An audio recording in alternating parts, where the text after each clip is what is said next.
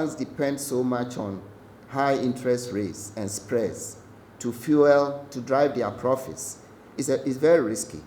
You want a banking system that is more efficient, that operates under very low costs, instead of just relying on high interest rates. Now, having said all that, it is a fact that the cleanup has led to some staff layoffs and pay cuts, which have ripple effects on families. Meanwhile, whereas the assets of some of the collapsed banks were taken over by other indigenous banks, while some of the banks were consolidated into a local bank, it is probably the case that the cleanup has reduced overall indigenous ownership of the banking industry. Because you recall that most of the banks that have collapsed were indigenous Ghanaian banks. And the point I'm making is that with their collapse, it looks like the ownership of the banking industry, indigenous ownership has decreased. In fact, this will be unfortunate since indigenous ownership is key to the overall health of the economy. Now, in view of the above negative byproducts of the cleanup, the question has been raised as to whether a different approach could not have been adopted in the reforms.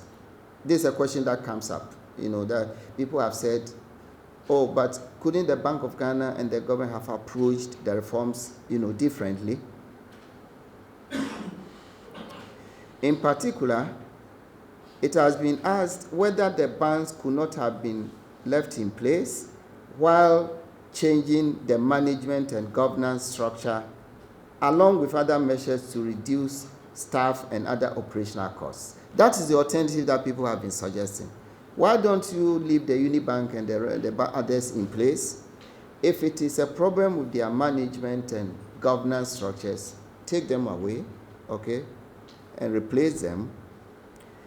If staff costs and other operational costs are high, let them try and reduce them so that we maintain these banks. Now, this would have, of course, reduced the labor layoffs while maintaining, as I said, the size of the Ghanaian ownership in the banking sector. Another question that has come up is whether government has to bear the full cost of the cleanup. We are told that it's cost government quite a lot, to pay, depositor funds. Now, could government not have offered customers a kind of, what I would call a haircut in the form of, say, maybe let's refund 70% of their funds, okay? Now, I know that this may not be a popular, suggestion, but the fact is that if private individuals take financial risks, should they not be prepared to bear some of the responsibility for their decisions? Well, of course, you expect politicians to say, we will pay 100% of their deposits. But that's a cost to all of us. It's a budgetary cost. It's a cost to the taxpayer. It's a taxpayer money that's going to be used to do that. Now, refunding 100% of deposits may be a popular decision, but economically, to me, it's difficult to defend it.